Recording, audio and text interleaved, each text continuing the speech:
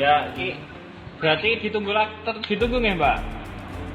Iya, kalau bisa sih sama cari di rumah sakit yang lain. Udah cari, Mbak, ini sampai dari jam 3 tadi pakai APD saya ini. Oh, iya, Pak. Udah terlanjur. Masih jawaban ya, Pak. Mohon Nggih. maaf. Ya.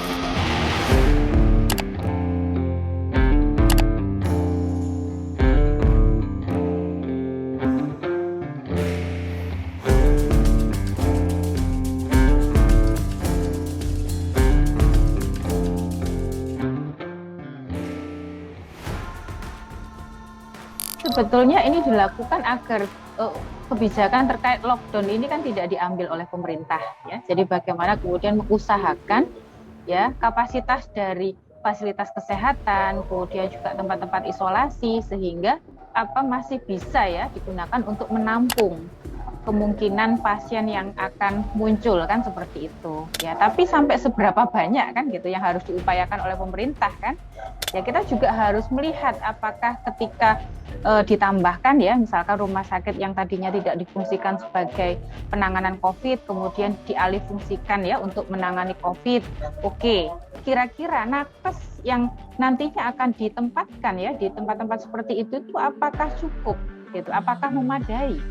Ya, ini yang harus dipikirkan juga oleh pemerintah.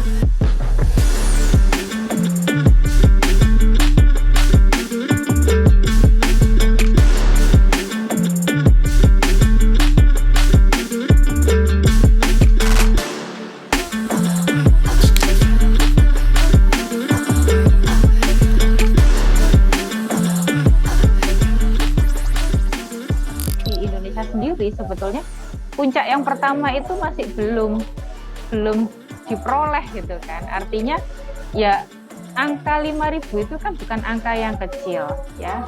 Jadi dikatakan puncak itu kalau dia sudah mendekati 0 ya, atau mungkin di bawahnya 1.000 lah paling tidak seperti itu. Tapi nyatanya kan Indonesia belum bisa mencapai itu. Nah, ketika positivity rate-nya itu misalkan ya lebih dari 5% atau bahkan sekarang sekitar 20% gitu ya, itu menandakan bahwa memang penyebaran di komunitas itu cukup tinggi. Apalagi kita melihat di Indonesia sendiri ini kan masih mengalami keterbatasan pemeriksaan ya. Belum pernah menembus ada orang yang diperiksa dalam satu hari itu lebih dari 100.000.